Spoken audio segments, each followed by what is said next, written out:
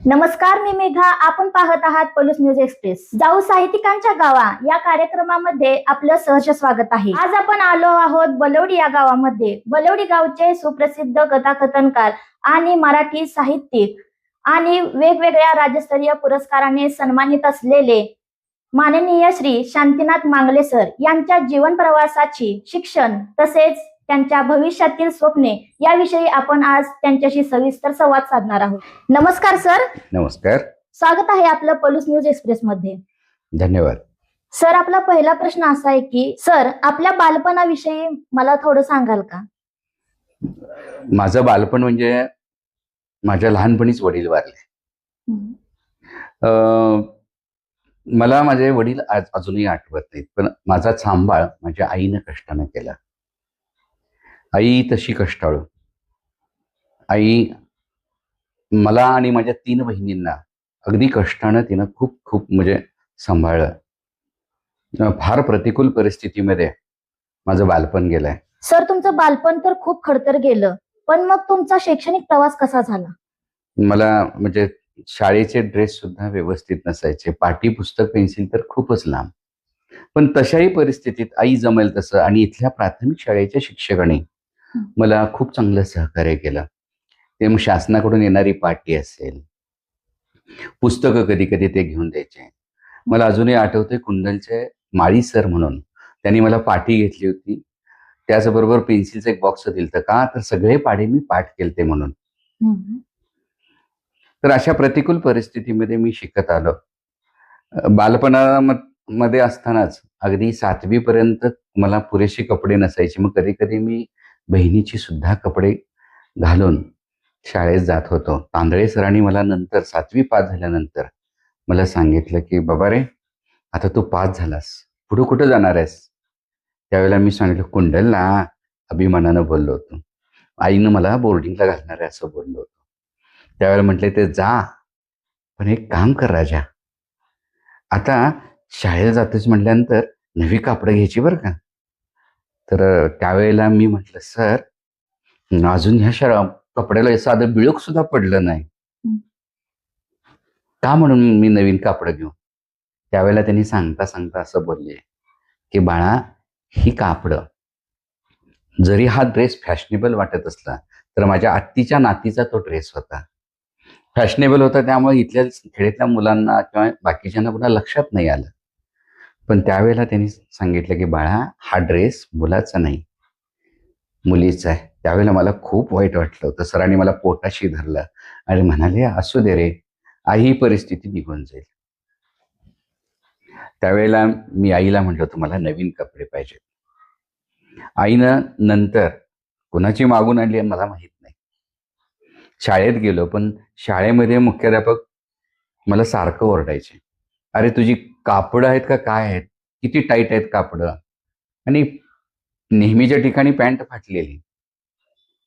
RD sir मला म्हणायचे बाळा रे, असले कपडे घालून येऊ नको रे.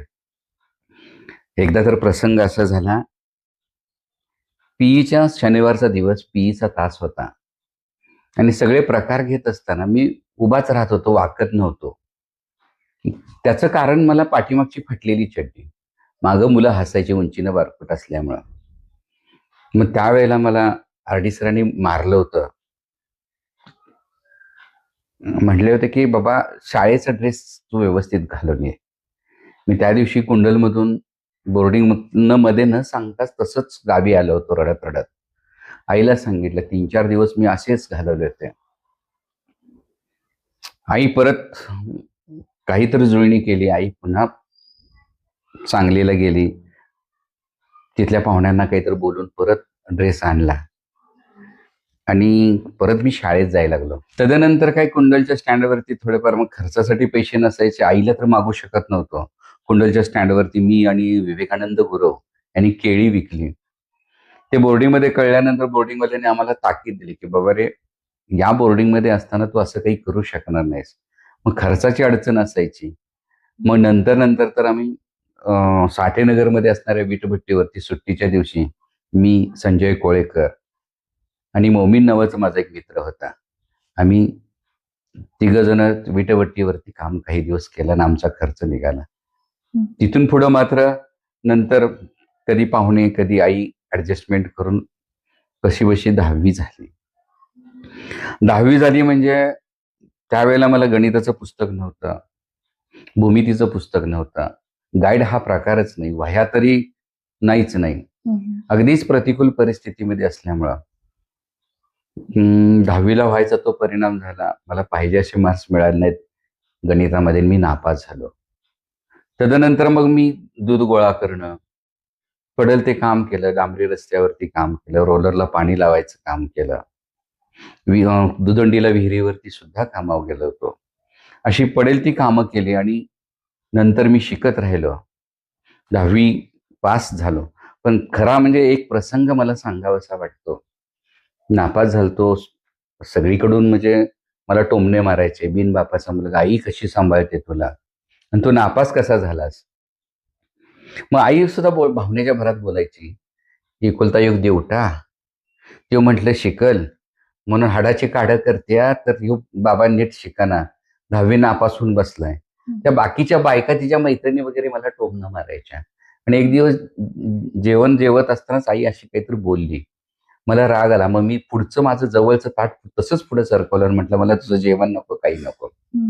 रागानं होती ती सायकल घेतली आणि कुंडलला गेलो. काय करायचं कळत नव्हतं, कारण का माझी म्हणजे शिक्षणभूमी आणि कर्मभूमी कुंडलच असल्यामुळं मी तसाच कुंडलमध्ये फिरता फिरता व्हिडिओ सेंटरच्या जवळ आलो. तिथं एक चित्रपटवाला होता, त्याला म्हटलं बाबा आता निम्मा अर्धा चित्रपट झालायच, माझ्याकडे 50 पैसे आहेत, मला पिक्चर बघू द्या. तर ते म्हटलं नाही नाही, 1 रुपयाच लागेल. मग मी आपलं पाठीमागं वळायला लागलो, पण त्या माणसाच्या मनात काय आलं कुणाला ठाऊक. म्हटलं आण, असू दे 50 पैसे का असं, असू दे, लाव सायकल आणि बघ जा. मी आत गेलो, तिथं थोडासा भाग बघितला चित्रपटाचा, परत मी बाहेर आलो आणि सायकल काढून वाटायला लावलं. त्या व्हिडिओवाल्यानं मला परत बोलवून घेतलं, अरे तू बघायसाठी मगाच्या मी विनंत्या करत होतास पिक्चर बघायचा आहे म्हणून, आणि आता का चाललायस. त्यावेळेला मी म्हटलं मला जे बघायचंय ते मी बघितलं, आता मला पुढचा पिक्चर बघायची गरज नाही. म्हणजे काय बघितलं, तर त्या पिक्चरमध्ये हिरो असतो, तो गोविंदाचा पिक्चर. आज अखेर मला त्या चित्रपटाचं नाव माहित नाही, पण त्या चित्रपटामधला गोविंदा जो गायक असतो, कलाकार असतो, तो म्हणजे एक गाणं छानपैकी असं नृत्य करतो स्टेजवरती, आणि त्याला बऱ्याचशाच म्हणजे कार्यक्रमाच्या सुपाऱ्या मिळतात, बरेचसे चेक घेऊन काही काही जण प्रायोजक असतात, ते चेक घेऊन येतात आणि त्या चेक मधून तो आईसाठी एक घर घेतो भाड्यानं. आईला आल्याला पहिल्यांदा म्हणतो, आईला थांबव हे शिलाई मशीनचं काम. आईच्या मशीनचं त्या फिरतं चाक थांबवतो आणि आईला म्हणतो चल आता. गाडी मागवलेली असते, त्या कारमधनं भाड्याची गाडी असते, त्या घरामध्ये नेतो आणि ते नवीन घर ज्या वेळेला तो आईच्या हस्ते ते उघडायला लावतो, म्हणतो हे आता घर आपलं, हे घर आपलं आहे, मी घेतलंय, मला गाणं माझं खूप गाजलं, आता मला भरपूर असे चेक्स मिळणार आहेत. मला क्षणभर तेच क्लिक झालं आणि मी ठरवलं की अरे अच्छा, गोविंदा जर असा कलाकार एवढं मोठं होत असेल तर माझ्या आईचं काय चुकतंय. आईची सुद्धा अशीच अपेक्षा, आई इतकं कष्ट करते म्हणजे आम्हाला सगळ्या मुलांच्या प्रगतीसाठीच करते ना, मी सुद्धा असं काहीतरी मोठं होणार आणि आईसाठी असं मोठं घर घेणार, आईला सुद्धा म्हणजे राजासारखं ठेवणार, असं स्वप्न मला त्यातनं मिळालंय म्हटलं. म्हणून मी अर्धा चित्रपट बघून चाललोय. मी परत सायकल घेऊन तसंच पुढे चाललो, तर त्या व्हिडिओवाल्यानं परत बोलवलं, म्हटलं इकडे बाबा, अरे सगळेजण पिक्चर पूर्ण झाला तरी लगेच उठायला नको म्हणतात, तू मधनं सोडून चालायचं आणि काहीतरी घेऊन जाणारा तू पहिला आहेस, हे घे पैसे, मला 50 पैसे सुद्धा नकोत, असं कर आणि ते 50 पैसे, हा रुपया बक्षीस वर 50 पैसे जास्ती घे आणि तू शिक, मनापासून शिक. आणि त्या दिवसापासून मी ठरवून टाकलं की आपण सुद्धा आता बदलायचं आणि चांगल्या मार्कानं पास व्हायचं. चांगल्या मार्कानं, खरंच मी फक्त 71 मार्काचाच अभ्यास केला होता. वर्तुळ समीकरण, वर्ग समीकरण, बहुपदी या 4 प्रकरणाचा अभ्यास केला. 71 पैकी मला 68 मार्क्स मिळाले. कुठेही क्लास लावले नाहीत, कुणाच्या गुरुचं मार्गदर्शन घेतलं नाही, मित्राचं मार्गदर्शन केलं नाही, परत स्वतः अभ्यास केला. आणि तेव्हा मला साक्षात्कार झाला की मी काहीतरी आहे, मला काहीतरी येतं आणि मी काहीतरी बनू शकतो. आणि तेव्हापासून मग 11वी 12वी FY SY TY ला पहिल्या 4 नंबरामध्ये मी नेहमी राहिलोय, काम करून शाळा शिकत शिकत. वा, छान. 11वीला किर्लोस्करवाडीला ऍडमिशन घेतलं. ASC कॉलेजला. मग त्यावेळा सुद्धा म्हणजे दूध भरून शाळा शिकत होतो, कॉलेजला जात होतो. मग इथं सकाळी पहाटे 6 वाजता उठायचं, गावातलं दूध गोळा करायचं. तोपर्यंत आई जेवण भाकरी बडवून ठेवायची.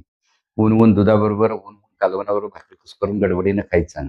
अंगात कपडे घालायचे आणि त्या दुधाच्या कळशा घेऊन किर्लोस्करवाडीला जायचो. तिथं डेअरीमध्ये त्या कळशा उतरायचं आणि मग कॉलेजला जायचो. मन लावून कॉलेज करत होतो. 11वी 12वी झाली. 12वीला ज्यावेळेला परीक्षा झाली त्यावेळेला आमच्या इथं तलाव्याचं काम चालू होतं.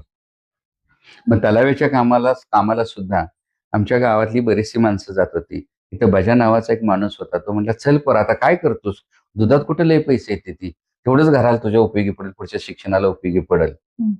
मलाही ते पटलं आणि मी त्या बाकीच्यांच्या बरोबर तलाव्यावरती माती उचलायचं काम करत होतो. पण मी तलाव्यावरती कामाला येतोय म्हटलं बाकीच्या माणसांना वाटलं की बाबा रे, हा 10वीला नापास झालाय, 2 वर्ष गटकाळ्या खाल्ल्या त्या, आता सुद्धा तसंच होणार, म्हणून हे तलाव्यावर कामाला येतोय. सगळेजण मला चिडवायचे, अपमान करायचे, मला काम लावायचे, पाणी आणायला लावायचे. उगीच म्हणजे टिकाव खोरं वगैरे जास्त मला मातीनं भरायला लावायचे, उकरायला लावायचे आणि माती भरायला लावायचे. मला देताना सुद्धा जोडीला एक स्त्री अशी दिलती की ती फक्त डोक्यावर उचलून दिलेली पाटी घेऊन त्या ट्रॉलीमध्ये टाकत होती. नाहीतर मी उकरायचं, मी भरायचं, मी उचलू लागायचं आणि त्यांच्या डोक्यावर ठेवायची, फक्त नेऊन टाकत होती. मला खूप कष्ट पडत होतं आणि सगळेजण मला टोमणे मारत, तिचंही वाईट वाटत होतं. पण जेव्हा 12वीचा निकाल आला त्यावेळेला मी बजाला सांगितलं की बजा, मला 68% मार्क पडले. त्यावेळेचे 68% म्हणजे सोपे नव्हे. आजकाल 68 म्हणजे नथिंग वाटतं, पण त्यावेळेला इंटरनलची मार्क नसायची आणि ते 68% पडलेले. मी जेव्हा बजाला सांगितलं त्यावेळेला बजाने, त्या दिवशी पगाराचा दिवस होता, बजाने लगेच त्यामधलं 15 रुपये काढले आणि म्हटले, हे घे माझ्याकडं तुला बक्षीस, आणि ह्या चिडणाऱ्या वांढरांच्या तोंडावर पेड मार. आणि अहो बजा, नको नको, नाही नाही, हे जा, सगळीजण तुला घालून पाडून बोलत होती, मला माहित होतं. आणि बजानं दिलेले प्रोत्साहनाची थाप आज अखेर मी विसरू शकलो नाही. तिथून पुढे मग 12वी नंतर FY ला इंग्रजी विषय ठेवला. FY SY TY पर्यंत चांगल्या मार्कानं पास झालो. तिथून परत SY ला असताना सुद्धा परत आणखी मी कामांच्या शोधात होतोच. SY ला असताना मला किर्लोस्कर कंपनीमध्ये आणखीन एक ऑफर आली बॉयची. बॉय म्हणजे काय, तर ते पडेल ते काम करायचं, फरशी पुसायचं, फायली न्यायच्या, आलेल्या पाहुण्यांचं सुटकेस आणून ठेवायचं, त्यांना चाय द्यायचा, नाश्ता द्यायचा. आमच्या घरात साधं म्हणजे कोंबडीचं पक आलं तरी आम्ही मित्राला 5 पैसे द्यायचो, म्हणायचं तेवढं कोंबडीचं पीस बाहेर नेऊन टाक. आमची आई पण तशीच करायची. इतकं म्हणजे आमची आई कर्मठ होती. तरी सुद्धा तिथं अंड्याचं ऑमलेट करून मी घालू लागलो. बाहेर जाऊन श्वास घ्यायचो, मग ऑमलेट परतायचो. अशा प्रतिकूल अवस्थेमध्ये मी ते म्हणजे शिकत राहिलो.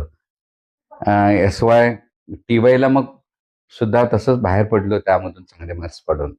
आणि परत MA ला म्हणजे ताकारीला क्लासेस घेत होतो. ताकारी, बुर्ली, भवानीनगर 3 ठिकाणी क्लासेस घेत होतो.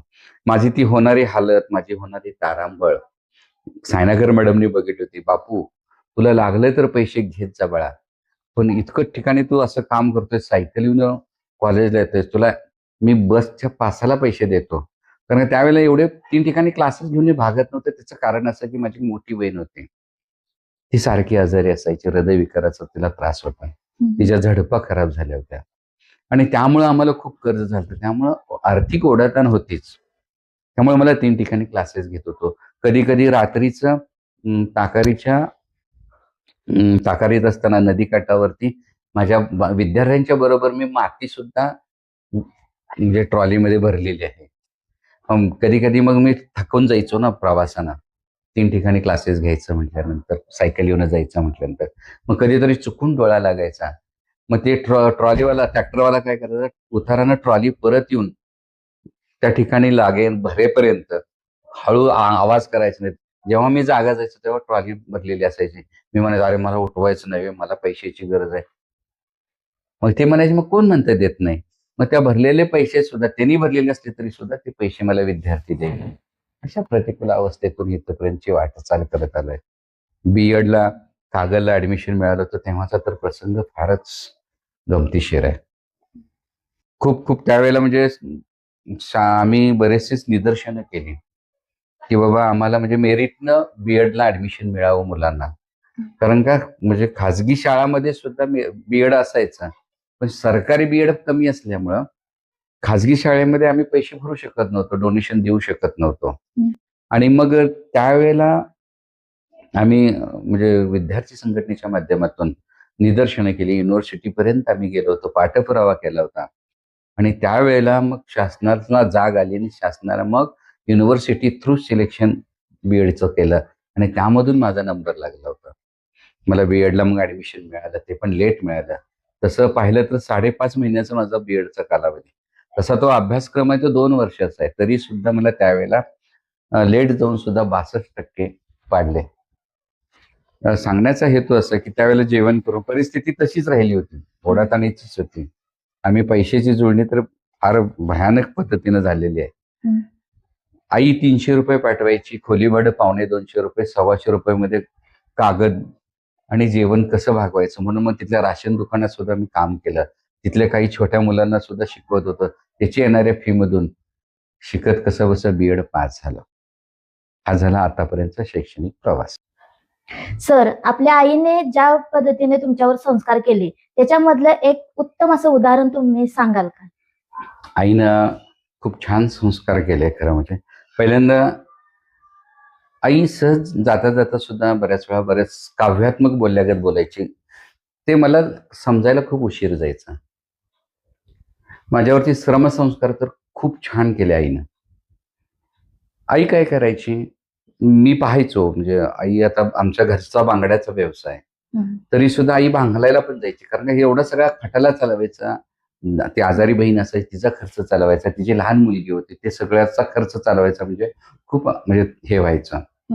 तर मी लहानपणापासून बघायचो की ती आई खूप रात्रीच्या वेळी सुद्धा घरी दळण कांडप सुद्धा, त्यावेळेला चक्की नसायची इथं, मग दळून आणायला मग रामापूरला जावं लागायचं, म्हणजे खूप लांब असायचं. मग आई घरीच दळायची रात्रीची. रात्रीच मग ते रात्रीच्या 11, 12 वाजेपर्यंत दिव्याच्या उजेडामध्ये घरचं सारवण करायची, दळण करायची, भांडी तीच घासायची. मुली लहान असल्यामुळे तिला ते आवडायचं नाही घाण राहिलेलं वगैरे. अशी आई कष्टाळू. ती बोलता बोलता मला नेहमी म्हणायची, दाद्या, मी मोठा झालो तरी सुद्धा परत म्हणायची मला की दाद्या, पैशाच्या मागं कधी लागू नको. मग मी म्हणायचं, आई पैशाच्या मागे नाही लागलं तर मग आपल्याला पैसा कसा मिळायचा? नाही दाद्या, पैशाच्या मागे लागू नको, तू कामाच्या मागे लाग. पैसा आपोआप तुझ्या मागे येतो. लक्ष्मी चंचल असते, ती तुझ्या हातात कधीच घावणार नाही. तू म्हणजे श्रमाच्या मागे लागलास की कामाच्या मागे लागलास की आपोआप मागणं पैसा पळत येतो, अशी आई नेहमी म्हणायची. दुसरी गोष्ट, बऱ्याच वेळेला आई मला सांगता सांगता संस्कार करताना शेजापाजारची माणसं वगैरे काही वेळेला बऱ्याच वेळेला म्हणजे विधवा स्त्री असल्यामुळं काहीतरी खोटं नाटं सांगेल म्हणून आई नेहमी म्हणायची की बाबा रे, कुणी काही बी सांगू दे, पहिल्यांदा आपल्या डोळ्यानं बघायचं आणि मग कुणाचंही असू दे मनगट धरायचं. आणि एखादा माणूस तुला खायला म्हणजे आता चॉकलेट देतं, काहीतरी खाऊ देतं, तोंडावरती गोडगोड बोलतं, तर आईचं वाक्य नेहमी ठरलेलं असायचं, दाद्या तुला नेहमी सांगते, ध्यानात ठेव, आयुष्यभर ध्यानात ठेव, जे तोंडावर गोड बोलतं ते पाठीमागं काळीच खातं. तोंडावर गोड बोलतं ते पाठीमागं काळीच खातं. आणि जे तोंडावर शिव्या घालून सांगतं ते आपलं हित सांगतं. त्यामुळं शिव्या घालणाऱ्यापासून लांब जाऊ नको. कारण का, तो माणूस तुझं काहीतरी बरं व्हावं म्हणून त्यागापोटी बोलत असतो, आकसापोटी बोलत नसतो. असले एक बरेचसे संस्कार आमच्या आईनं माझ्यावरती केले आणि ते माझ्या आईच्या येणाऱ्या कादंबरीमधून तुम्हाला वाचायला मिळतीलच. खूप सुंदर असे काही प्रसंग आहेत. खूप छान प्रसंग तुम्ही सांगितलात. खरंच तुमचे आईचे संस्कार तुमच्यावर एवढे चांगले झालेत, म्हणून इथून पुढचा प्रवासही आम्हाला जाणून घ्यायला आवडेल. सर, तुम्ही शिक्षक होण्यामागची प्रेरणा काय होती? खरं म्हणजे मला लहानपणापासून खूप चांगले शिक्षक लाभले. मला नेहमी प्रेरणा देणारे शिक्षक लाभले. नागठाणचे शिंदे सर असतील, इथं गावामधले आमचे आबा गुरुजी असतील, ज्या माऊलीनं आमच्या आऊबाई म्हणून आहेत, त्यांनी सुद्धा अगदी आईच्या ममतेनं मला शिकवलं आणि नेहमी प्रेरणा देत गेले. त्यातल्या त्यात कुंडलचे कामाला आणखीन नलोडे नावाचे एक प्राथमिक शिक्षक होते. ते आम्ही 6माही झाली तरी आम्हाला नीटची ABCD म्हणता येत होती, पण लिहिता येत नव्हती, इतकी अवस्था खराब होती त्या काळात. परिस्थितीने आम्ही सगळेजण विद्यार्थी असे गांजलेले पण होतो आणि शिक्षणाविषयी अनासक्त असणारे आम्ही. ते नलवडे गुरुजी आले आणि त्यांनी दिवाळीची सुट्टी असताना सुद्धा त्यांनी अगदी फार प्रेरणादायी बोलले. म्हणले की बघा, मी आलोय आता इंग्रजी शिकवायला. कुणाकुणाला इंग्रजी शिकायला आवडेल? आम्ही आपल्या भावनेच्या भरात बोट वरती केला. बघा, आता जर तुम्हाला खरंच इंग्रजी चांगलं शिकायचं असेल, लिहायला वाचायला वगैरे, तर एक काम करायचं म्हटलंय. आपण आता दिवाळीची सुट्टी मी पण घ्यायची नाही, तुम्ही पण घ्यायची नाही. आपण सगळ्यांनी दिवाळीच्या सुट्टीत शिकायचं. आणि त्या 17-18 दिवसाच्या दरम्यानच्या काळात श्री गुरुजींनी आम्हाला पुस्तकं आणली होती. कशा पद्धतीने शब्दाचा उच्चार होतो, स्वर, व्यंजन, त्याचबरोबर फोनॉलॉजी. आता ते आम्हाला फोनॉलॉजी शब्द कळतो, फोनिक्स म्हणतो आपण ते आम्हाला त्या काळामध्ये त्यांनी शिकवलं होतं की कसा शब्द तयार होतो, कुठल्यात कुठला शब्द मिसळल्यानंतर म्हणजे शब्द कसा तयार होतो, इंग्रजीचे सुद्धा अल्फाबेट्स मिक्स केल्यानंतर कसा उच्चार होतो. हे त्यावेळेला त्यांनी आम्हाला 17 दिवसामध्ये इतकी चांगली तयारी करून घेतली. आणि दिवाळी झाल्यानंतर आम्ही सगळेजण एक लांबलचक शब्द फक्त तोडून कसा वाचायचा ते तेवढं जमत नव्हतं. ते सरांनी नंतर सराव करून घेतला. पण त्यावेळेला आम्ही इंग्रजी वाचायला शिकलो आणि इंग्रजी विषयाकडे माझी गोडी निर्माण झाली. त्यानंतर मग कुंडलला असताना बरेच शिक्षक असे जवंजळ सरांसारखे शिक्षक, पवार सरांसारखे शिक्षक, या शिक्षकांनी पण, आणि आबा गुरुजी असतील, आबा सर, VY आबा सर, यांनी मग शिक्षणाची गोडी लावत लावत लावत गेले. आणि खरं शिक्षक होण्याचं टर्निंग पॉईंट 10वी नंतर मला नापास झालतो तेव्हा येरळा डेअरी प्रोजेक्ट तर्फे इथं क्लासेस घ्यायचे होते. कुणी गावातलं तयार नव्हतं, तेव्हा मला त्यांनी नियुक्त केलं. मला बऱ्यापैकी इंग्रजी येते म्हटल्यानंतर, आणि त्यातूनही ते थोडी थोडी प्रेरणा घेत घेत गेलो. आणि मुलांना मला घडवता येतं, शिकवता येतं हे कळलं. नंतर SYला असताना आताची सावित्रीबाई फुले कन्या शाळा आहे, तिथं कॉलेज शिकत शिकत सुद्धा मी तिथं कंपनीत काम करत होतो. त्याच वेळेला राहिलेल्या वेळेत मी तिथंही विना मोबदला मी सावित्रीबाई फुले कन्या विद्यालय रामनगर या ठिकाणी SYला आणि TYला असताना इंग्रजी शिकवलं.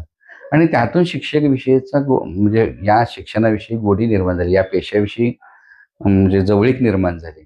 MAला तर मग क्लासेसच सुरू केले होते 3 ठिकाणी. त्यामुळं म्हणजे ताकारी, भवानीनगर, बुर्ली या 3 ठिकाणी माझे क्लासेस होते. त्यातून मी शिक्षक बनतच गेलो, त्याकडे वळलं गेलो. त्यामध्ये मग प्रेरणादायी अशी घटना घडली की सायनाकर मॅडम ज्या आपुलकीनं मुलांना शिकवायच्या, मदत करायच्या, त्यातूनही आम्हाला आणखी वाटायला लागलं की नाही, आपण निवडलाय तो हा राजमार्ग आहे, चांगला मार्ग आहे, आपण बऱ्याच जणांचं कल्याण करू शकतो, हे वाटून आम्ही या पेशाकडे वळलो. तुम्ही शिक्षक झालात आणि त्या एकेकाळी सावित्रीबाई फुले कन्या विद्यालयाची मी देखील विद्यार्थिनी होते आणि तुम्ही आम्हाला इंग्रजी विषय शिकवायला होता. तर त्यावेळेची भीती अजूनही आमच्या मनामध्ये आहे. आणि इंग्रजी विषय हा तुम्ही विद्यार्थ्यांना शिकवण्यासाठी निवडलात, तर खूप छान वाटतंय आज. तर सर, आपला पुढचा प्रवास हा असेच विद्यार्थी काही घडवण्यात जावं. खूप छान वाटलं. सर, लेखन आणि कथाकथनाची आवड नेमकी कशी निर्माण झाली? मगाशी मी बोलता बोलता उल्लेख केला होता की 10वीला नापास झालो. 10वीच्या नापासामध्ये आणखीन एक कारण होतं की मला त्यावेळेला पुस्तकं नव्हते, हे एक रिझन होतं. वह्या नव्हत्या, ते एक रिझन होतं. पण आणखीन एक कारण म्हणजे मला नाटकाचा छंद लागला. गल्लीमध्ये असे काही मित्र असतात, ते मित्र सुद्धा तुमचं भविष्यकाळ घडवत असतात. आणि एक टीनएजर असतं, त्या वयामध्ये आपल्यावर जे संस्कार होतात ते आयुष्यभर आपल्यावरती ते संस्कार कायमचे हावी होत असतात. तोच प्रकार त्या वेळात होता. 10वीला असतानाच आम्ही गल्लीत नाटकं बसवायला लागलो. मग ते नाटक लिहायचं सुद्धा काम माझ्याकडेच होतं. त्यामुळं ते नाटक मी लिहिण्यामध्ये त्यातूनच लेखक माझ्यातला बनत होता. त्याच वेळेला मग तिथं गीतं, काहीतरी समाज प्रबोधनाची काहीतरी गीतं व्हावीत. आता ते त्यावेळीची गीतं आता माझ्याकडे कविता वगैरे आता नाहीत लक्षात, काही नाही. हम्म. पण त्यावेळेला काही गीतं मी तयार केली, गाणी तयार केली. हम्म. त्यामध्ये मग माझा मित्र प्रकाश जाधव, जो आज कवी म्हणून नावारूपाला आला आहे, हम्म. तोही त्यामध्ये भूमिका घ्यायचा. त्याचा आवाज किनरा होता, पण अगदी मोठ्या वरच्या पट्टीमध्ये तो छान वाजवायचा. हम्म. मग आम्हाला वाजवायला काही साधनं मिळायची नाहीत. मग घरातले अल्युमिनियमचे डबे किंवा बरण्या प्लास्टिकच्या हम्म. किंवा चहाची खोकी असायची. ती पहिले पूर्वीचा चहा असायचा, तो चौकोनी खोकं यायचं, त्या प्लायवूड सारखा आतनं भाग असायचा. हम्म. त्याच्यावरती ताल धरून आम्ही गाणी वगैरे म्हणायचो, नाटक म्हणायचो. आणि लोक खूप प्रभावित व्हायचे आणि लोकांना छंदच लागला होता की दर रविवारी इथं आमच्या इथं ज्योती अप्पांचं म्हणजे कट्टा वजा असं घर होतं. त्यामध्ये ऑटोमॅटिक आम्हाला म्हणजे ड्रेपरी मेकअप करायला आतमध्ये जागा घावायची आणि इकडे सादर करायला आम्हाला बरोबर भाग सापडायचा. आणि तो उंचावरती होता. गल्लीतल्या बायका, माणसं, म्हातारी कोतारी यायची आणि कौतुकानं आमचं ते पाहायला यायची. नंतर नंतर मग काही मंडळी आहे त्यामध्ये घुसले आणि त्याचा तमाशा सुरू झाला. परत मग ते माझ्या बहिणीचे कपडे मॅक्सी घालायच्या काही पोरं आणि मुलींची भूमिका करून परत गाणे. मग परत नंतर तमाशासारखं सुरू व्हायला, नंतर थोडंसं गालबोट लागल्यागत झालं. पण खरी सुरुवात म्हणजे त्यावेळेच्या नाटकाची असू दे, कथेची असू दे, कवितेची असू दे, ती तिथून खरी सुरुवात झाली. तर मी कथा लिहायला लागलो. कथा लिहिताना कथाकथन स्पर्धेमध्ये सहभागी झालो आम्ही. कथाकथन करायला लागलो. मग पहिलं माझी कथाकथन झालं म्हणजे आमच्या कॉलेजमध्येच असताना. आणि त्यावेळेला आमचे ते गुरव सर म्हणून होते, आता ते हयात नाहीत, पण त्या माणसानं मला खूप म्हणजे शिक्षक का बनलो त्याचं कारण ही अशी मला मंडळी, सगळे शिक्षक मंडळी भेटत गेली. त्या गुरव सरांनी मला खूप छान मदत केली. वलवंचे जाधव सर म्हणून होते, तेही हयात नाहीत, त्यांनी चांगली मदत केली होती. बुर्ली गाव फार रसिक गाव. त्या गावामध्ये मला 2-3 वेळा मला कथाकथनासाठी निमंत्रण दिलं होतं. फाटक नावाचा माझा दिलीप फाटक नावाचा एक मित्र होता, त्यानं कवी संमेलन भरवलं होतं. तेव्हा मला तिथं संमेलनात कथाकथन करायची संधी दिली होती. आणि त्यावेळेला लोक हसतायत, मला प्रोत्साहन देत आहेत, हे माझ्या लक्षात आल्यानंतर बाबा कथाकथन जमतंय. तिथून खरं म्हणजे माझ्या कथाकाराचा जन्म झाला होता. पण कॉलेजला गेल्यानंतर मी कथा स्पर्धेमध्ये भाग घेत होतोच. मला अजूनही प्रसंग एक आठवतो. मी विद्यार्थी संघटनेत सुद्धा काम करत होतो कॉलेजला असताना. बराच विषय सुटून गेला, पण विद्यार्थी संघटनेत काम करत असताना सांगलीमध्ये दीनानाथ नाट्यगृहामध्ये बॅनर स्टेजवरती मी लावत होतो. विद्यार्थी होतो, पण शाहीन शेख वगैरे, कांबळे, बरेच माझे मित्रमंडळी, सतीश लोखंडे, मारुती शिरतोडे, हे आमचा ग्रुप मारुती शिरतोडे नंतरच्या काळामध्ये आला. पण त्यावेळेला मी बॅनर लावत असताना मला एक सहज स्वप्न निर्माण झालं होतं की मी या स्टेजवर येऊन काहीतरी मी सादर करेन. एवढ्या मोठ्या लता मंगेशकरांच्या भावाच्या नावानं, दीनानाथ मंगेशकरांच्या नावानं, इतक्या मोठ्या सुप्रसिद्ध गायकाच्या नावानं हे स्टेज आहे सांगलीमधलं. या स्टेजवर येऊन आपण कुठेतरी काहीतरी परफॉर्मन्स सादर करायचा, हे त्यावेळेला मी स्वप्न पाहिलं होतं. आणि ते MA ला असताना कथाकथन स्पर्धा होत्या, त्यामध्ये राजनेमी कला क्रीडा स्पर्धा भरवणारी ती संस्था होती. तिथं मी एका पात्रीसाठी माझं नाव दिलं होतं. मी सायनाकर सरांचं पत्र घेऊन गेलो होतो कॉलेजतर्फे. पण तिथे गेल्यानंतर कथाकाराला इतकी एका पात्रीसाठी इतकी मुलं आली होती की ते म्हणले नाही बाबा, आता सरांनी पाठवले म्हटल्यानंतर तू तेच नाटक कथा म्हणून आपलं कथाकथनामध्ये सादर कर. अहो म्हटलं तेच नाही, तुम्ही क्रांती कथाकथन असं शब्द आहे, मग ते कसं नाटक? मी काय क्रांती कथनावरती माझे एकपात्री नाही. कथाकथन मी आता करायचं म्हटलं तर कसं करायचं?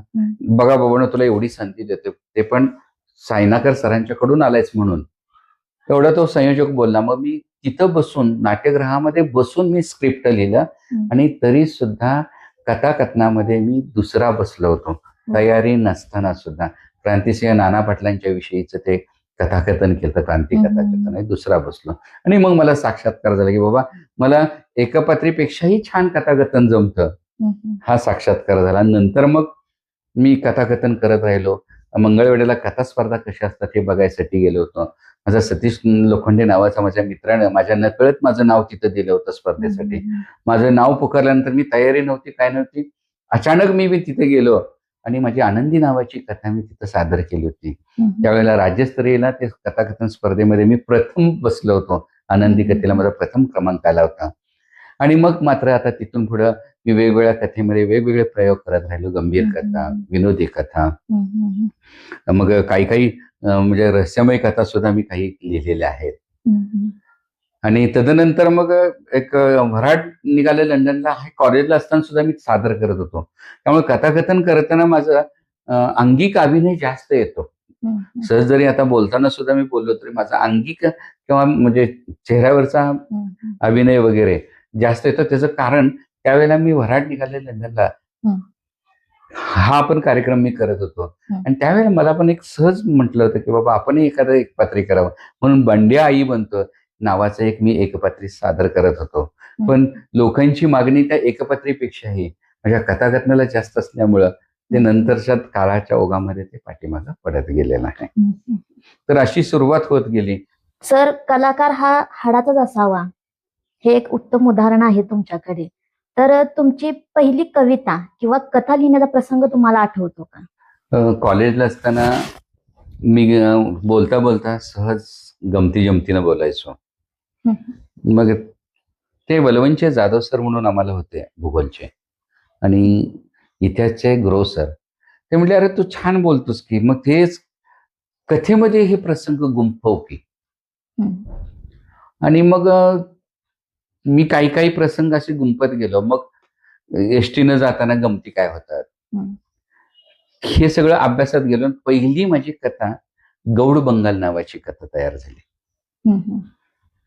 मग गौड बंगालची कथा होत असताना आपला बलवडीचा परिसर, पलूसचा जो मधून जाणारा पांदीतला रस्ता, या परिसरातले प्रसंग घेऊन माझी पहिली कथा तयार झाली. गौड बंगाल नावाची विनोदी कथा. ती अंधश्रद्धेवरती आधारित आहे, भूताखेतनच्यावरती आहे. आणि त्यामध्ये शेवटी भूत नाही हे म्हणजे त्या कथेतून मांडलेलं आहे. सर, कथाकथन क्षेत्रात प्रवेश कसा झाला? बलवडीला आम्ही साहित्य संमेलन घेतो बरेच वर्ष झालं. आणि लहान असताना आमच्या इथं भानुदास वाडेकर नावाचा एक कथाकार येऊन गेला. त्याने खूप खूप लोकांना हसवलं, लोकांची खूप सुंदर असे मनोरंजन केलं. आणि मग मी कॉलेजमध्ये असताना अशीच गमती जमती कधीतरी सांगायचं आणि ते शिक्षक वगैरे चुकून ऐकायचे. पोरं म्हणायचे लय भारी बोलते, जरा पुढे बोलायला सांगा की. आणि मग ते जाधव सर असू दे, गुरव सर असू दे, कधी कधी तर कॉलेजला मला पुढे बोलवायचे आणि पुढे बोलवून मग मला सादर करायला लावायचे. मग त्यांनी म्हटले की हे सगळे छोटे छोटे तू चुटके सांगतोयस की नाही, ते चुटके एकसंगपणे बांध आणि त्याची कथा तयार कर. आणि मग त्याची कथा गौडबंगाल नावाची माझी कथा झाली, ती विनोदी कथा. ते प्रसंग परत घडवत रचत रचत गेलो आणि अंधश्रद्धेवरती आधारित असणारी ती कथा तयार झाली. की त्या कथेमध्ये अस्वल असतं ते दरवर्षीचं, ते सुटलेलं असतं आणि ते माणसाळलेलं असल्यामुळं प्रत्येक माणसाच्या जवळ जायचं. पण अंधारात ते पाहिल्यामुळं माणसाला वाटायचं ते भूत आहे आणि माणसं त्यातून मग भूत समजून मग त्यातून बऱ्याचशा अंधश्रद्धांचा जन्म झाला. आणि शेवट त्या कथेमध्ये ते अस्वल शेवटी समोर येतं लोकांच्या आणि मग तो दरवेशी सांगतो की अरे हे भूत नव्हे, हे माझा पाळीव अस्वल आहे. अशा कथेची सुरुवात झाली. नंतरची कथा मग माझी यल्लमाच्या नावानं चांग भलं, ही कथा मी 12वीला असताना तयार केली. एसटी मधून जाताना गमती जमती कशा होतात. मग मध्यंतरीच्या काळामध्ये माझ्या पायाला लागलं होतं. आईने मला आयुष्यात पहिल्यांदा पास काढून दिलता एसटीचा. काढ म्हटली होती, पैसे दिलते. ते एसटीतून जाताना विनोद कसे घडतात आणि त्या दरम्यानच्या काळामध्ये एसटीतले गमती जमती अशा बांधत बांधत गेल्यानंतर याला कुठलं तरी विनोदी बेस असावा म्हणून परत यल्लमाचं त्या दरम्यानच्या काळात यल्लमा देवीचं काही काय अंधश्रद्धा वगैरे असणाऱ्या गोष्टी त्यामध्ये आल्या होत्या. आणि मग त्यातून ती देवदाशी वगैरे तोही प्रसंग एसटीच्या प्रसंगामध्ये गुंफत गेलो आणि विनोदी त्याचबरोबर माणसाच्या म्हणजे लोकांच्या मध्ये असणाऱ्या अंधश्रद्धेवर सुद्धा आघात करणारी ती कथा तयार झाली यल्लमाच्या नावानं चांग भलं. त्यामधला थोडासा प्रसंग अगदी छोटासा, ती देवदाशी विचारते त्या देवीला की म्हणजे त्या देवदाशीचं लग्न होतं ते कोणाशी होतं, तर काही जण म्हणतात ते नारळाशी असतं. नारळ म्हणजे ते देवीचं प्रतीक असतं, पण ती स्त्री असते, तिच्याशी कसं लग्न होईल. नंतर मला बेळगावला गेल्यानंतर त्या कथेचा शेवट गावला. विनोद गायकवाड सरांनी मला त्याचा शेवट सांगितला. तर त्या कथेचा शेवट असा आहे, ती देवदासीचं लग्न होतं, म्हणजे ते परशुरामाशी होतं. मग देवदासीची मुलगी परत तीच देवदासी होते, तिचंही लग्न परत परशुरामाशी होतं. तिच्या आजीचं सुद्धा लग्न ती देवदासी असल्यामुळे त्या परशुरामाशीच होतं. मग त्या कथेमध्ये मी एक ज्वलंत प्रश्न असा मांडला की ती विचारते देवदासी त्या आईला, यल्लम आईला, आई मी तुला आई म्हणू का काय म्हणू ग? अगं माझं लगीन तुझ्या पुत्राशी झालं, म्हणजे परशुरामाशी झालं. माझ्या आईचं लग्न सुद्धा तीही देवदासी असल्यामुळं परशुरामाशीच झालं. माझ्या आजीचं सुद्धा लग्न तीही देवदासी असल्यामुळं परशुरामाशीच झालं. म्हणजे माझी आजीची मी सवत झाली, माझी आई माझी सवत झाली. अगं आई, मग मी तुला आई म्हणू का आजी म्हणू का आज सासू म्हणू का नेमकं काही म्हणू? हा नात्यांचा गुंता मला आई कळत नाही ग. म्हणजे अंधश्रद्धा कशी फोपावत जाते, एकावरती एक उतरंडीसारखी अशी घडत जाते, आणि तो प्रश्न ती त्या देवीला विचारते. तशा आशयाची ही कथा आहे. इथून असा कथेचा जन्म झालेला आहे. खरंच सर, नात्यांचा गुंता आजकाल सोडवत नाही. तर तुम्ही यल्लमाच्या नावाने चांगलं ही जी तुम्ही कथा लिहिलीत त्यामध्ये तुम्ही ते मांडला आहात, खूप छान. पण एखाद्या कथेमध्ये विनोदी प्रसंग कसे उभा राहतात? खरं म्हणजे विनोद हा निर्माण केला जात नाही, ती जननी असते समाजामध्येच, कुणाच्या तरी कुठल्या तरी व्यक्तीच्या रूपानंच असते. खरं म्हणजे हे करायचं म्हणून विनोद निर्माण करायला जात नाही आपल्याला, त्याची कल्पना फक्त कुठेतरी क्ल्यू मिळतो. उदाहरणार्थ आता एसटी मधून जाताना काही प्रसंग असतात. आता त्यामध्ये दारोडा हा म्हणजे सामान्य घटक आहे. दारोडा माणूस एसटी मध्ये चढल्यानंतर कसा बोलत असेल त्याचा एक प्रसंग मी घेतला होता, पाहिला होता. मग त्या यल्लमाच्या नावानं चांगभल्यामध्ये कथेमध्ये तो घेतला. ते कंडक्टर तिकीट काढत आलेला असतो, तो पिलेला असतो, तांबरलेल्या डोळ्यानं तो कंडक्टरकडे असा हात धरून बघत असतो आणि असा झुलत असतो नंदी झुलल्यागत. त्यावेळेला ते कंडक्टर म्हणतात तिकीट घ्या की, मग हा म्हणतो मग दे की. अहो पण घ्या की, मग दे की. हे बघा, तुम्ही पैसे दिल्याशिवाय मी घेणार कसं, तिकीट देणार कसं? हे बघा मास्तर, तुम्ही दिल्याशिवाय मी घेणार कसं, पैसे देणार कसं? अहो तुम्ही लांबड लावू नका, तुम्ही पहिल्यांदा तिकीट घ्या, पैसे द्या, मग घ्या की, मग द्या की. असा प्रसंग बऱ्याच वेळेला, अशातून काही प्रसंग घडत असतात. असंच एकदा आम्ही रस्त्यानं चाललो होतो. माझ्या गुरु नावाच्या कथेमधला तो प्राण्यांची भाषा, तो एक नवीनच, खरं म्हणजे ती कथासूत्रामध्ये न बसणारी ती कथा आहे, पण लोक त्याला खूप मानतात, खूप मागणी आहे त्या कथेला, गुरु नावाच्या कथेला. तर प्राणी बोलतात कसं, या संदर्भानं ती कथा जाते. मी लहान असतानाचा प्रसंग, मला ती कथा म्हणजे एकदम कथा अशी घडत नसते बरं का, त्याचं ते थोडं थोडं थोडं असं साचत जातं, प्रसंग साचत जातात आणि मग त्याची बांधणी होत होत ती कथा घडते. मी लहान होतो त्यावेळेला आमची शेजारची चिंगूताई नांदून आली होती, आणि चिंगूताई म्हणजे आमच्या घरात नेहमी असायची, पण ती नांदून आली होती, ती आई संग, तिच्या वडिलांसंग, तिच्या भावासंग इतकी बोलत होती, आणि ती आमच्या घरी यायची विसरली. ती का विसरली म्हणून मी गुपचूपपणे तिच्या घराकडे गेलो आणि ती ज्या खाटीवर बसली होती त्या खाटीखाली मी हळूच लपून बसलो. मग माझं नाव घेत्या का नाही बघायचं होतं, माझ्या घरातल्यांचं नाव घेत्या का नाही बघायचं होतं, मी बसलो होतो लपून. आणि ती काही उशीरच्यानं नाव घेणार म्हटल्यानंतर मी हळूच काय केलं, कुत्र्याचा रडल्याचा आवाज चालू केला. कसा,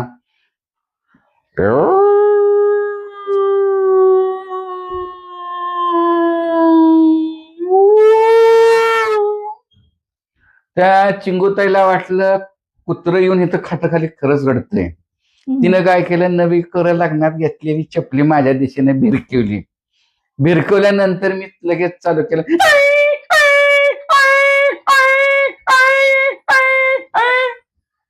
आणि त्यावेळेला कुत्रं कसं रडत असेल, मग ती आई म्हणत असेल. इथून त्या कथेचा शोध होत गेला. आणि मग बाकीचे प्राणी काय बनतात, काय म्हणतात, काय बोलत असतील, मग मराठीतनच बोलत असतील का, यातनं मग ते संशोधनात मग ते होत गेलं.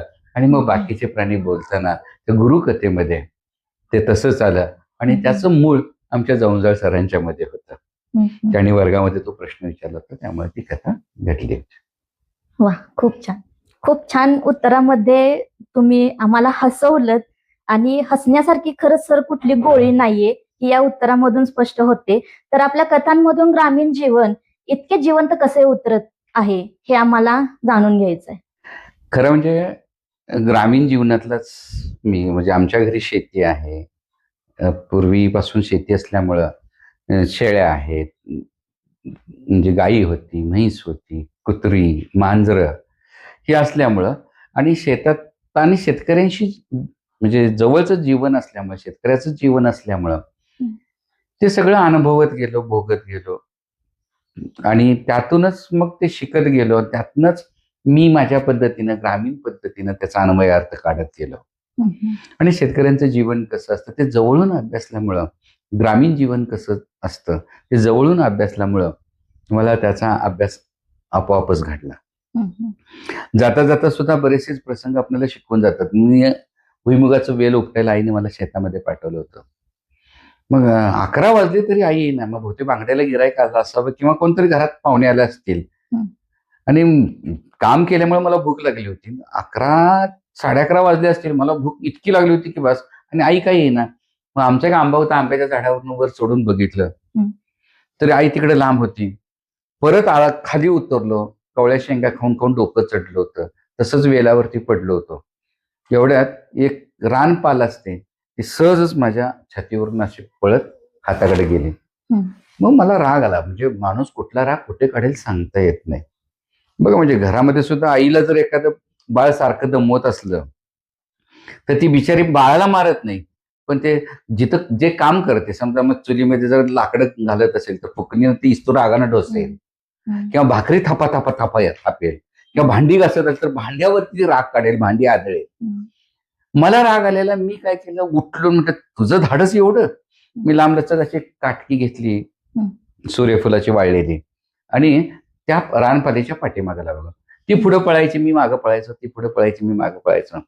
पळता पळताच ती इतकी धपापली, अक्षरशः पेकळून ती एका ठिकाणी थांबली. तरी मी हळूच पाठीमागनं तिला ती काटकी डोसवत होतो.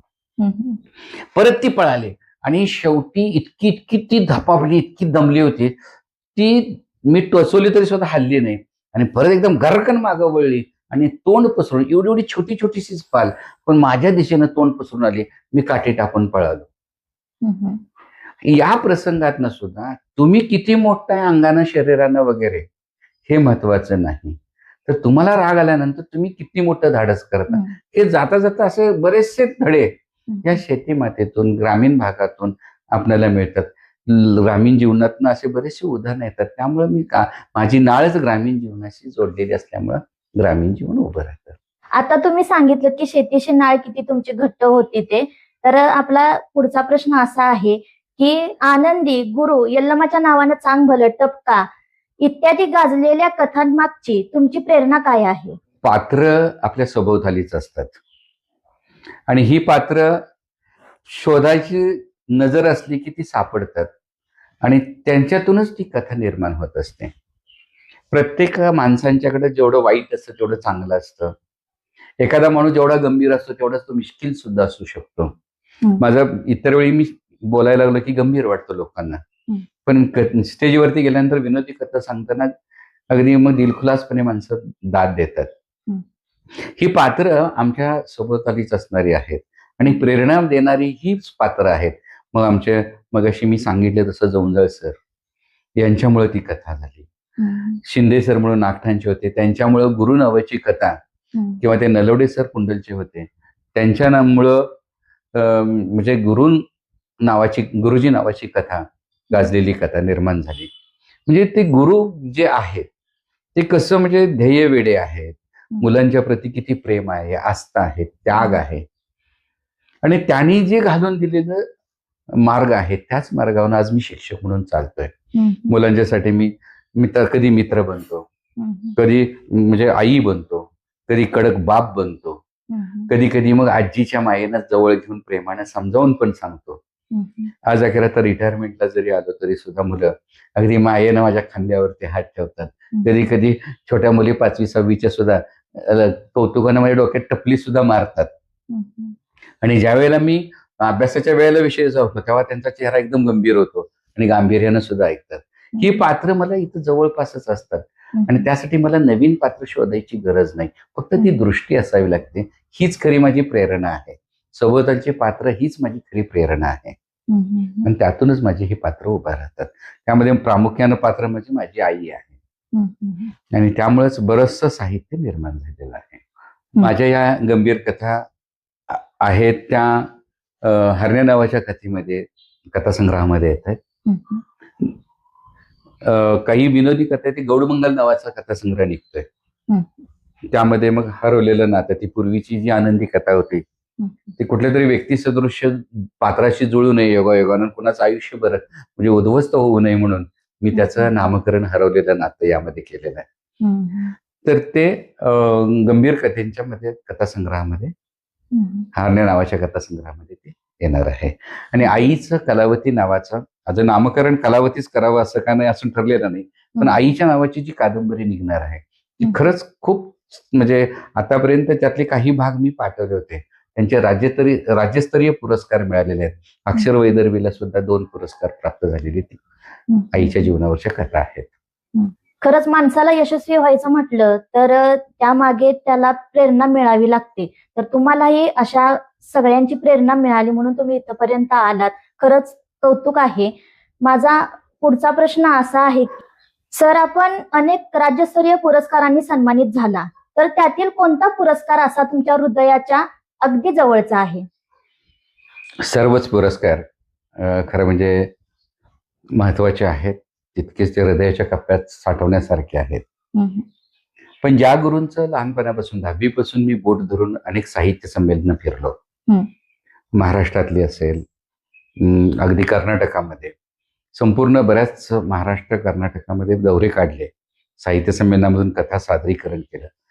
ते अंधकवी चंद्रकांत देशमुख यांच्या नावानं रेणावीमध्ये दिला गेलेला पुरस्कार, तो मला फारच प्रेरणादायी ठरला. कारण का अलीकडच्या काळामध्ये ज्या अंधकवींचं बोट घेऊन मी इथपर्यंत वाटचाल केली, ज्या अंधकवीनं नेहमी मला प्रोत्साहन दिलं, नवीन कथा आली की वा सुरेख असं कथाकथन चालू असताना खालून मोठ्यानं दाद देणारा माणूस तो. मलाच नव्हे, बऱ्याचशा कवींना आणि कथाकारांना ते दाद देतात. पण ज्या ज्या वेळेला आम्ही एकांतामध्ये बसायचो त्यावेळेला ते सुद्धा म्हणायचे, अरे मला माझ्या डोळ्यात पाणी उभा केलंस बरं का ह्या गुरुजी कथेनं, असं अंधकवी म्हणायचे. आणि ज्या वेळेला त्यांचा जो पुरस्कार त्यांच्या नावाने घेत होतो त्यावेळेला मला बाबूंजींची खूप खूप प्रकर्षण आठवण झाली आणि तो हृदयाच्या अंतःकरणामध्ये खूप खोलवर तो पुरस्कार मात्र कोरला गेला. सर, ज्योतिर्लिंग साहित्य सेवा मंडळाची निर्मिती कशी झाली आणि त्यातून तुम्हाला काय शिकायला मिळाले? मूळ कारण म्हणजे कडेपूरला साहित्य संमेलनात गेल्यानंतर तिथल्या कवी संमेलनाच्या अध्यक्षानं वही कशी आहे, वहीवरची चित्र कोणाची आहे त्याच्यावरून कवीला टोमणे मारले आणि त्यानं कुठेतरी माझा स्वाभिमान दुखावला गेला. सतीश लोखंडेंच्या आणि माझ्या डोक्यात त्यावेळेलाच रुजलं की बाबा आपला इथं येणारा एखादा असं काही व्यासपीठ निर्माण करायचं की आपल्या इथे येणाऱ्या साहित्यिकाला मनसोक्तपणे व्यक्त व्हायला संधी मिळावी, त्याला नवनिर्मितीची प्रेरणा मिळावी, स्फूर्ती मिळावी, त्याचं हनन होऊ नये त्याच्या प्रतिभेचं. या दृष्टीने आपल्याला काही करता येतंय का, यातूनच ज्योतिर्लिंग साहित्य सेवा मंडळाची निर्मिती झाली. त्यामध्ये सतीश लोखंडे, मी, सुरेश चव्हाण, प्रकाश जाधव, कुमार कांबळे, आम्ही सगळ्या मंडळींनी सुरुवातीला साहित्य संमेलन भरवलं. पहिलं संमेलन आकाशवाणीवरती गेलं, गाजलं खूप, दुसरंही गाजलं, पण नंतर थोडस राजकारणाचं गालबोट लागलं. तर यातून सुद्धा आम्ही मंडळ निभावून नेलं आणि तिथून पुढे मात्र संमेलन आम्ही असंच पुढे चालवत राहिलो. खरं म्हणजे आम्ही विद्यार्थी अवस्थेत असताना 10वीला असताना हे संमेलन सुरू केलं. आमच्याकडे आर्थिक सोर्स काही नव्हता. मग त्यावेळेला म्हणजे वर्गणीतून, लोकवर्गणीतून एवढा पैसा उभा राहायचा नाही. मग आम्ही प्रसंगी काही ठिकाणी शेतात कामं करून आलेल्या पैशातून ते संमेलन पार पाडलं. मध्यंतरी तर असं झालं की मगाशी मी बोललो असं की काही लोकांच्या अहम दुखावला गेल्यामुळं हे संमेलन बंद पडायचा घाट झाला होता. हम्म. आणि त्यावेळेला आम्ही संमेलन वेगळ्या मार्गाने उभं करायचं ठरवलं. हम्म. परिसरातल्या काही शाळांच्या मध्ये सतीश लोखंडे आणि प्रकाश जाधव जायचे पुढं आणि कथाकथनाचे कार्यक्रम ठरवायचे. हम्म. आणि त्या शाळांना विनंती करायची की आमच्यातला एक माणूस साहित्यिक तुमच्यात येऊन कथा सांगेल. हम्म. तुम्ही प्रत्येक विद्यार्थ्याकडून ₹1 घ्यायचा आणि त्यातून संमेलन आम्ही पार पाडायचं असं ठरलं गेलं होतं. हम्म. मग आंधळी चं झिंद केसरी गणपतराव आंदळकर हायस्कूल असेल, पंडित विष्णू दिगंबर विद्यालय पलूस ते, आणि रामापूरचं निंग्यू स्कूल, या 3 ठिकाणी त्या हायस्कूलमधून जाऊन तिथं कथाकथनाचे कार्यक्रम केले आणि त्यातून आलेला पैसा आम्ही संमेलनासाठी वापरला. पण त्यामध्ये एक प्रसंग असा घडला होता, जो कुमार कांबळे नावाचा माझा मित्र जो कथाकथन करत होता, तो घोगावून यायचा आणि येताना बरोबर त्याचा पाय मुरगाळला. कार्यक्रम तर ठरला होता, संमेलन तर जवळ आलं होतं, आम्हाला आर्थिक सोर्स नव्हता. मग तसा मुरगळलेला पाय असताना सुद्धा तसा मुरगळलेला पायानं सायकल मारत मारत तो घोगावहून रामापूरला आला. तिथं येऊन उभा राहून आपली वेदना विसरली त्यानं आणि मुलांचं अतिशय मनोरंजन सुंदर केलं. मुलांनी जबरदस्त अशी दाद दिली त्यांच्या कथेला आणि पैशाची टम्म फुगलेली ती थैली घेऊन, कागदी पिशवी घेऊन तो आला आणि त्यातून आम्ही संमेलनं पार पडली. प्रसंगी आम्ही संमेलनं, मी स्वतः इथं संजीवनी नागरी पतसंस्थेचं कर्ज काढून, दीपक पवार त्याला म्हणजे जामीन होता, अशाही पद्धतीने संमेलनं पार पडत आलो. पण काय शिकला असा प्रश्न विचारला तर यातून माणसं कशी बांधायची आणि आपण आपलं काम करताना प्रामाणिकपणे करतोय, त्याच्या पाठीमागचा हेतू शुद्ध आहे, त्यावर विश्वास ठेवून आम्ही ते तसंच पुढे रेटत आलो. म्हणून आज अखेर 33 साहित्य संमेलन आम्ही पार पाडू शकलो. आज भल्या ठिकाणी सुद्धा आमच्या साहित्य संमेलनाचं नामोल्लेख होतंय. परवा पुण्याला कवी संमेलनाचा अध्यक्ष म्हणून गेलो होतो, तेव्हा सुद्धा मी बोलता बलोडीच्या साहित्य संमेलनाचा नामोल्लेख केल्यानंतर बऱ्याच जणांनी खालून म्हणजे आवाज दिला की हो आम्ही आलो होतो पुण्यातली, आणि एक लातूरचा सुद्धा माणूस होता, तो म्हणला आम्ही तुमच्या साहित्य संमेलनाला आलो होतो बरं का. म्हणजे इतक्या लांबून सुद्धा आमच्या साहित्य संमेलनाला साहित्यिक येत आहेत. हे खरं म्हणजे आम्ही केलेल्या कामाचा पोचपावतीचा ही अभिमानास्पद गोष्ट आहे. आणि इथून पुढेही म्हणजे आमच्या मंडळातले लोक पुढे ते चालवतीलच. आम्ही जे सुरुवातीच्या काळामध्ये असणाऱ्या माणसाने, आता आम्ही पदं कुणी घेतली नाहीत तर पुढच्यांना पदं दिलेले आहेत. आणखीन एक वैशिष्ट्य म्हणजे आमच्या मंडळातला कोणीही अध्यक्ष असो, सगळेच अध्यक्ष असतात, सगळेच खजिनदार असतात, सगळेच सचिव असतात. स्टेजवरती बसत कुठलाही अध्यक्ष किंवा कुठलाही कार्यकर्ता स्टेजवर जाऊन बसत नाही. इतर साहित्य संमेलनामध्ये कार्यकर्ता कोणतरी असतो, तो स्टेजवर बसलेला असतो, पण आमच्या इथं कधीही स्टेजवर कार्यकर्ता मिरवताना दिसणार नाही. आमच्या इथं मग काही जण प्राध्यापक आहेत, काही जण वकील आहेत, काही जण सरपंच आहेत, पण गरज पडेल तिथं अगदी झाडू मारायला सुद्धा सरपंच आमच्यातला लाजत नाही. प्रवीण पवार असू दे, संतोष जाधव असू दे, दीपक पवार तसा चांगला म्हणजे नाव असलेला पत्रकार आहे, तरी सुद्धा पडलेलं कोणतंही काम ते करायला लाजत नाही. सतीश लोखंडे असू दे, आता प्रशांत पवार नावाचा आमचा कार्यकर्ता, त्याचं स्वतःची शिक्षण संस्था आहे हॉटेल मॅनेजमेंटची, तरी सुद्धा तो पडेल ते काम इथं टेबल उचलायचं, खुर्च्या बांधायच्या. इव्हन कार्यक्रम संपल्यानंतर जेवण झालेली भांडी, त्या बायका निघून गेलेल्या असतात, ती भांडी सुद्धा आम्ही सगळेजण घासतो आणि पोच केल्याशिवाय आम्ही कुणीही आपापल्या घरी जात नाही. एवढं आम्ही मंडळातलं, म्हणजे तुम्ही कुठल्याही पदावरती असा, कितीही मोठा असा, कोण प्राचार्य असा, कोण प्राध्यापक असा, तरी सुद्धा ह्या आमच्या मंडळानं एकीचा सूर आज अखेर आळवलाय आणि तो टिकल अशी आशा करतोय. खरोखर सर, स्वाभिमान दुखावला गेला म्हणून खचून न जाता एक चांगली प्रेरणा घेऊन त्यातून काहीतरी नवीन विश्व उभा करणं हे अत्यंत बहुमोलाचं ठरलेलं आहे. तुमच्या ज्योतिर्लिंग साहित्य सेवा मंडळाने यामध्ये जाणून दिलं. तर या साहित्य संमेलनामध्ये बऱ्याच वेळा पत्रकार हे पाहुणे असतात, याबद्दल तुम्ही काय सांगाल? खरं म्हणजे पत्रकार हा सुद्धा मोठा अभ्यासक असतो, चिकित्सक पद्धतीनं समाजाचं अवलोकन करत असतो. आणि लोकशाहीचा तो एक स्तंभ आहे. हं. त्यांच्या अभ्यासातून, त्यांच्या दिलेल्या बातमीतून एखादं साहित्याचं मोठं रहस्य सुद्धा दडलेलं असतं. त्यातून नवीन असं एखादं साहित्य निर्मिती होऊ शकते. आता बऱ्याच साहित्यिकांच्या गाजलेल्या कादंबऱ्यामध्ये सुद्धा वाळवंट जर कादंबरी पाहिली तर आलेल्या बातम्याच्या माध्यमातूनच त्या लेखकाला सापडलेलं ती म्हणजे कथारूप तिची मोठी कादंबरी झाली. म्हणून ते पत्रकार सुद्धा आम्ही त्या ठिकाणी बोलवतो आणि त्यांचाही सन्मान करतो. सर, खरोखरच पत्रकार हा समाजातील अत्यंत महत्वाचा घटक आहे आणि अशा पत्रकारांचा सन्मान तुमचे ज्योतिर्लिंग साहित्य सेवा मंडळ करतं, ही खरोखर कौतुकास्पद गोष्ट आहे. सर, तुमच्या प्रकाशित होऊ घातलेल्या साहित्य कृतींबद्दल प्रेक्षकांना तुम्ही काय सांगाल? खरं म्हणजे आता हरणे नावाच्या कथेमध्ये प्राण्यांच्या विषयी असणाऱ्या माणसांचं प्रेम आणि ज्या वेळेला एखाद्या प्राण्याला आपण नळा लावल्यानंतर ते प्राणी कसे वागतात हे सांगणाऱ्या 2 कथा त्यामध्ये आहेत. हरणे नावाच्या कथेमध्ये तो बैल अगदी इतका माणसाळलेला की घरातल्या कुटुंबातला एक घटक असल्यासारखा वागतो. ही सांगणारी ती हरणे नावाची कथा. त्यामध्ये मग मानवी मनांचे कंगोरे आहेत, मानवी स्वभावांचे कंगोरे आहेत, मानवी विकृतींचे कंगोरे त्या कथेमध्ये तुम्हाला पाहायला मिळतील. त्यामध्ये माणसं मग दारूच्या घोट्यासाठी सुद्धा माणसं कुठल्या थराला जाऊ शकतात. जो जिवलग असणारा मित्र त्याच्याशी सुद्धा गद्दारी करणारा मित्र घावतो.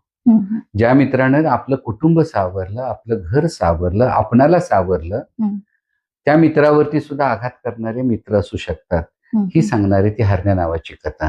त्यामध्ये असणारा बैल मात्र किती एकनिष्ठ असतो, म्हणजे प्राणी एकनिष्ठ किती असतात ही सांगणारी ती कथा. दुसरे काळतोंडे नावाची कथा, जिला मला म्हणजे अक्षर वैदर्भीचं प्रथम पुरस्कारानं सन्मानित करण्यात आलं. त्या कथेमध्ये त्या कुत्र्याला ती कलावती नावाचं जे पात्र आहे, खरं म्हणजे ती घडलेली कथा आहे, माझ्या आईच्या जीवनातली ती कथा आहे. आई आमची त्या कुत्र्याचं नेहमी रागराग करायची, त्या कुत्र्याला झिडकारायची, कायम मारायची. काय घावं ते लाटणं घाऊ, फुकणी घाऊ किंवा कासरा जरी असला तर कासऱ्याचा दुमटा करून हाणायची. तरी सुद्धा ते कुत्रं आईच्या मागोमाग जायचं. म्हणजे कधी कधी शिळं पाकं घातलेलं सुद्धा त्याच्याशी ती आपल्या मालकाशी किती एकनिष्ठ राहू शकतं. आणि ज्या वेळेला लांडगा त्या कोकरावरती आईवरती हल्ला करायला येतं त्यावेळेला ते कुत्रं किती बेफाम होऊन त्या स्त्रीला, तिच्या शेळीला, तिच्या कोकराला वाचवतं. अक्षरशः ते स्वतः खूप रक्तबंबाळ होतं तरी सुद्धा. आणि मग त्या कलावतीला उपरती होते किंवा माझ्या आईला उपरती होते की अरे बापरे, मी एवढं त्याला पाण्यात बघून सुद्धा, काळ्या तोंडाचं म्हणून कायम त्याला नाकारून सुद्धा त्या कुत्र्याने जीवाची बाजी लावून आपल्याला वाचवलं. आता या कुत्र्याला वाचवलं पाहिजे. मग त्यावेळेला येरळवाडीला पूर आलता ढगफुटीमुळं, तरी सुद्धा तसल्या पुरामध्ये सुद्धा कैल घालायला लावून गावातल्या लोकांना, त्यावेळेला नदीवरती पूल नव्हतं, आळसांच्या गोड्या डॉक्टरकडे नेऊन त्या कुत्र्याला आणलं, दाखवलं. त्या भोवऱ्यामध्ये इथं घाटाजवळ कैल सापडली होती, गरागरा फिरत होती. कदाचित त्यावेळेलाच माझी आई गेली असती, तरी सुद्धा एक हात कुत्र्याला एक हात कैलीला धरलेला आणि मनातल्या मनात देवाचं धावा करत होती. आणि त्यातनं शेवटी पोहणाऱ्या सांगडीतल्या एका माणसानं बुडून ती कैल बाजूला ढकलली, कडेला आली. म्हणून आमची आई आम्हाला पुढे लाभली. पण त्या कुत्र्याला सुद्धा त्या आईच्या पाठीमागे कसं जात होतं नंतर सुद्धा, आणि आईचा लागलेला लळा, म्हणजे आपल्या चांगुलपणामुळं समोरचा माणूस सुद्धा बदलू शकतो, हे कुत्र्यानं आमच्या आईला किंवा त्या वाचकांना शिकवलं जातं. अशा सांगणाऱ्या बऱ्याचशा सुंदर सुंदर अशा कथा आहेत. गौडमंगल कथासंग्रहामध्ये सुद्धा विनोदी कथा आहेत. त्यातून सुद्धा मानवी स्वभावांचं दर्शन घडलेलं आहे. कधी चांगले असतात, कधी एकमेकावरती म्हणजे कुरवडी करणारी माणसं असतात. आपण कितीही चांगलं बघलं तरी सुद्धा एखाद्याला कोणाचं बरं वाटत नसतं, आणि शेवटपर्यंत म्हणजे कुत्र्याचं शेपूट अखेरपर्यंत वाकडं ते वाकडं अशाही स्वभावाची माणसं असतात. असे सांगणारे त्या कथा आहेत. बेबनशाहीमध्ये बऱ्याच आपण इतकी वर्ष आपल्या देशाला स्वातंत्र्य मिळाले तरी सुद्धा आपल्यातली जात जात नाही हे दर्शवणाऱ्या सुद्धा बऱ्याच कविता आहेत. त्याचबरोबर म्हणजे माणसं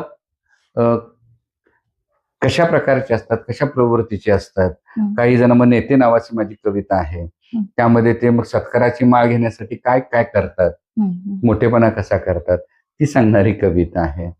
त्याचबरोबर डास नावाची कविता प्रतिकात्मक आहे. ते डास कुठं आहेत? शाळेमध्ये आहेत, शासकीय ऑफिसेसमध्ये आहेत, दवाखान्यातनी आहेत, समाजात आहेत.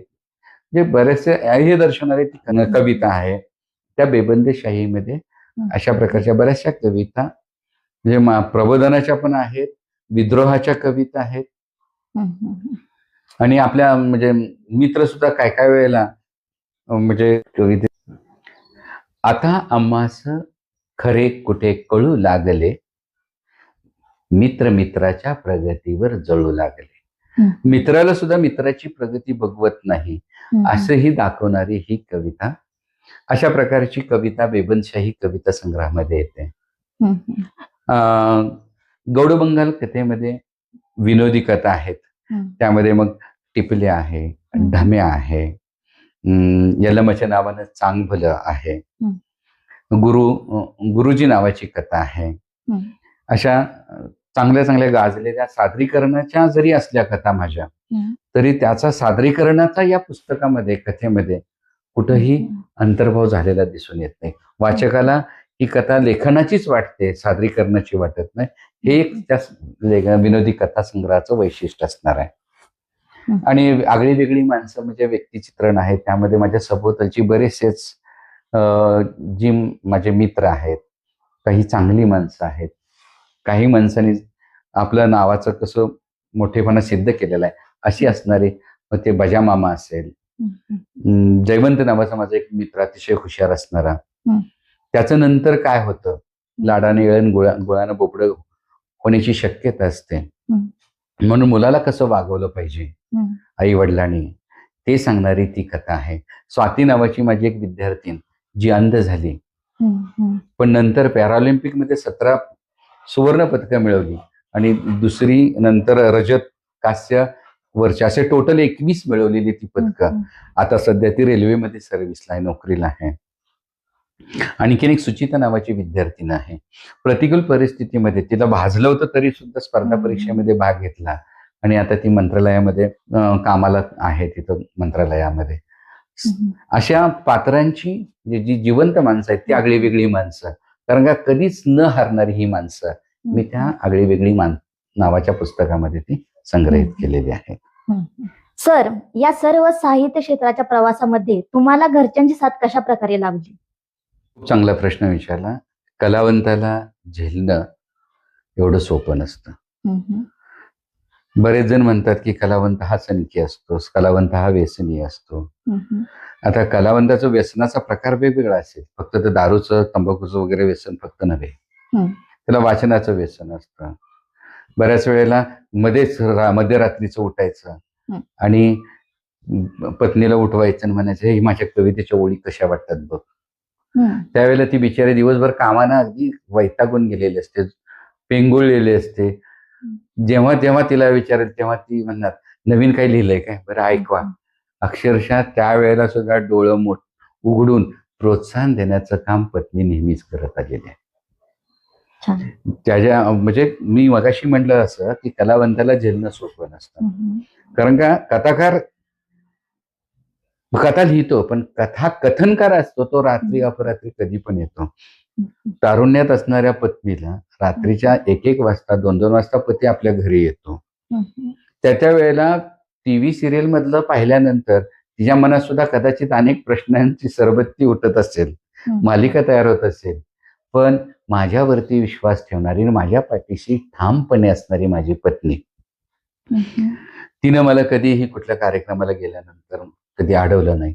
ज्या ज्या वेळेला मी रात्री उशीरना टू व्हीलरवरनं यायचो, पावसात भिजत यायचो, थंडीत यायचो, कथाकथन करून आल्यानंतर आणि गारटलेलं असायचं, त्यावेळेला चूल पेटवणार, गरम हळद टाकून दूध देणार आणि मला त्या चुलीपुढे शेकायला लावणार आणि मग झोपणार. तोपर्यंत माझी आई सुद्धा तिच्याबरोबर जागी राहायची. म्हणजे हे योगदान. आणि मी रात्री इंदारचं सुद्धा ज्या ज्या वेळेला म्हणजे रात्रीचं लिहित बसलेलं असायचं, त्यावेळेला सगळ्यांना लाईटीचा त्रास होत असायचा, तरी सुद्धा मध्येच एखाद्या वेळेस मी मोठ्यानं काहीतरी प्रसंग एखादा म्हणजे दोघांच्या मधला संवाद दाखवताना मोठ्याने एखाद्या वेळेस बोलायचं, तेव्हा त्यांच्या झोप मोडवायचे, पण ते कधी वैतागत नव्हते. याचबरोबर माझी मुलं सुद्धा मला म्हणजे नेहमीच मी कथा ऐकवली की माझे रसिक पहिले प्रथम रसिक तेच असायचे. माझे मित्र तर असायचेच, पण प्रथम रसिक माझी मुलं, पत्नी, आई असायची. ज्यावेळेला आई मला दाद द्यायची माझी कथा, विनोदी कथा सांगताना, त्यावेळेला मला प्रोत्साहन मिळायचं. मुलं मला प्रोत्साहन द्यायची त्यावेळेला. आणि कालांतरानं नंतरच्या काळामध्ये सुद्धा माझी छोटी मुलं बालकथाकार म्हणून प्रसिद्धीस पावली होती. त्यांनी सुद्धा माझ्या बऱ्याचशा कथा काही साहित्य संमेलनामधून सादर केलेले आहेत. या बाबतीत मी फार सुदैव आहे की मला चांगला परिवार भेटला, म्हणून मी हे लिखाण करू शकलो. वा, खूप छान. सर, खरोखरच या साहित्य लेखनाच्या प्रवासाविषयी आम्ही जाणून घेताना भावुक झालो, कधी हसलो.